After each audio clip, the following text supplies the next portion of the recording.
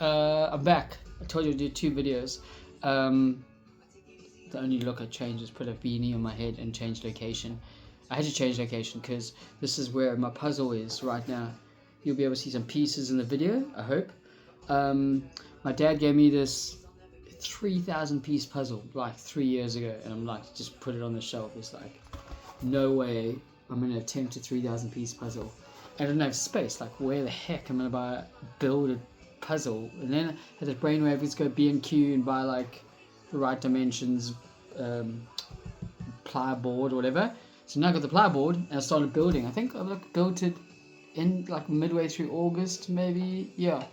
And then I've got to set this challenge that I need to try to do it by the end of the year, by December 31st, which works out, if I've kind of done like maybe 1,000 pieces. No, I think I've done more. But anyway, worked out like my friend and I were just casually working. I think I have to do at least 10 pieces a day now till the end of the year. And as the puzzle gets filled in, it might get a little easier, might get trickier.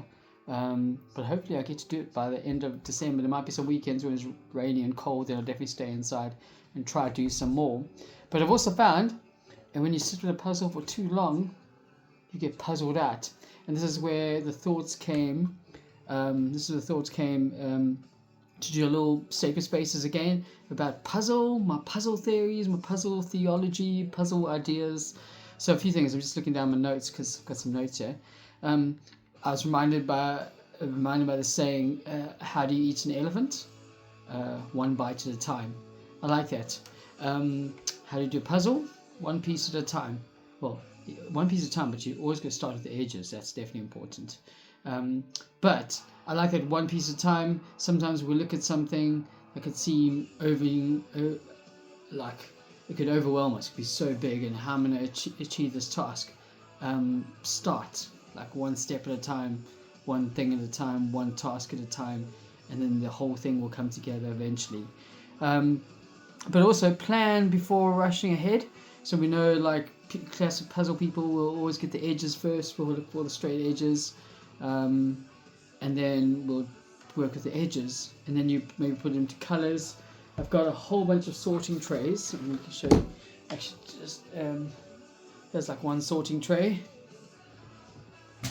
This one scares me. This is going to be the cheetah. No, not the cheetah. The what do you call those things? It is a cheetah. Yeah, sorry, cheetah. And I've got a lion up there. They've got to do. Oh gosh, yeah, and yeah. So I did the giraffe, which is over there, but you can't see it. But I did those giraffe. Whoa, hang on. Did those giraffe over there, which is pretty tricky. But eventually got to do it. Got to still do some of the water, and then all the green grass is going to be pretty tricky, and the rocks over here. Well, this is going to freak me out. But I have some friends coming to help me, Hannah Squared, which I'm quite excited about, on Wednesday. So sometimes you need to just get some reinforcements, get some friends to help you when you have to do a big task, solve something big, get some friends to help you. So that was one thing I want to say. Sometimes we don't have to do these things on our own. We can get people to help us be part of the journey of solving things together. So that was one thing I want to say. But yeah, don't rush ahead, plan strategy. So put them in sorting trays. It actually took me ages. I was like scrounging through this box, and pieces were upside down. I was like, that's dumb. And I've got another table over there. I'll show you this table over here. There's more pieces on that table. Anyway, so that's like loads going on here. Let's get you back straight. Anyway, so loads, everything is up right now. Yeah, I swear I must have about like 2,000 pieces. No, I don't think, like 1,000 pieces left. Who knows? But I've done quite a lot. Maybe I should just show you. Bring the video down. That's what I've done so far. Yeah, it's pretty good. So you can see what I've done. Yeah. So excited to get it done, and I like the challenge of it. But it's a big challenge. But it goes back to what I wanted to say. Some things. So also sometimes it helps to step away and come back. I find I do it too much, I get puzzled out and freaks out, and like I just can't see the pieces I want, and I have to step away and then come back later. So I always find I can sit with the puzzle for like maybe half an hour max, and then I'm like puzzled out and got to go. And then another thing, I haven't done it for a while, but I would start, but morning, a bit of quiet time. Part of my quiet time is to come and sit and do the puzzle before work, and then straight after work is to kind of go from work into evening. Is kind of like chill. What's the word I'm looking for? Decompress or whatever. I don't know the word decompress. But at the end of the day, I would do some of the puzzle. And I found that doing the puzzle in the beginning of the day and the end of the day, really excited about it and grounded me. And I thought of stuff like, what in your life to do that grounds you, to like slow you down, to get you thinking about stuff and just pause and not rush ahead. Yeah, so kind of that's what I wanted to add. Then it will all come together. As obvious as that sounds, it will all come together. Sometimes we get caught up in a little piece and we don't realize it will all come together. And I kind of think of that passage, Ephesians, gone blank, but the writer Paul writes and talks about God. Look, I'm doing a workmanship. You're God's workmanship. I'm putting you together. Kind of really lost that verse. I'll post it in the comments. You're God's masterpiece, something like that. But anyway, it's putting you all together. We're under construction and all together. And saying, can't see the wood for the trees. It's kind of like that in some ways. It's like something we don't see the whole, we don't understand the whole, but God's putting it all together. And like same when you do a puzzle, you do a bit of the leopard up there, a bit of the elephants, a bit of the zebra, a bit of the birds, and you put it all together. Sometimes God works in our lives. We might not know what's going on, but He's putting all the pieces together. People involved in our lives, situations involved, and it all comes together. It's this beautiful in peace, And I was thinking about that because we've got some construction happening just around the road and building a whole bunch of new builds, a whole bunch of homes and roads and everything. And I'm like, where are the people coming from? But anyway, that's another story. But the question is, like, there's someone there, big director, someone, the big chief, knows how the whole thing's going to look when all the houses up, all the waterworks in place, all the roads, all the paving, the pavements, all that sort of thing. It's all in place. Someone sees the end thing.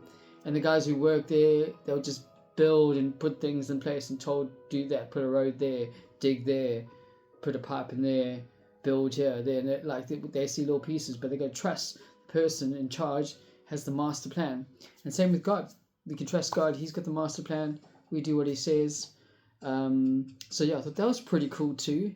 And then I thought at the end, I got little notes at the end here. Don't forget to enjoy the picture. So once I have this, I might actually frame it because it's such a big one and I've never attempted a 3,000 piece. I thought it'll go in my kitchen wall. I don't know if it's too big or too expensive to frame, but it's going to stay here for a while just to appreciate it because it's been a journey. And sometimes you've got to look at the picture. We get so task orientated, complete the task, and then we forget about the task and the end result and enjoy the end result. And that made me think about, I've been thinking about this a lot over the year, because I often rush from one thing to other. I'm trying to be still, and I think I'm quite good at being still and present, but I've always got so many things lined up. But I thought of the whole bench idea.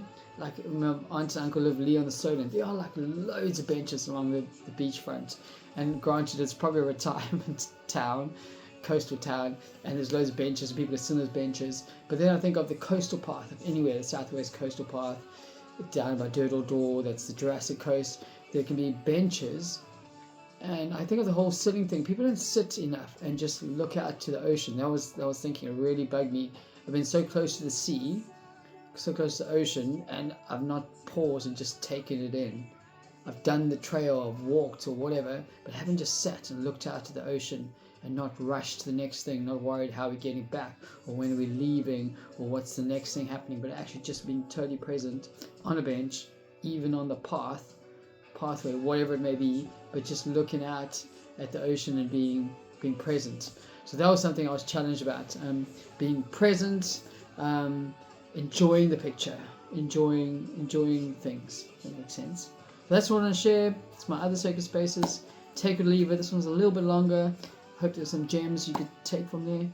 Otherwise, what am I supposed to do? But thank you for watching. If you got this, 10 minutes. It was like 2 cups of like hot drinks or whatever to watch both these things, or maybe one really big one. Anyway, bye. Enjoy your week.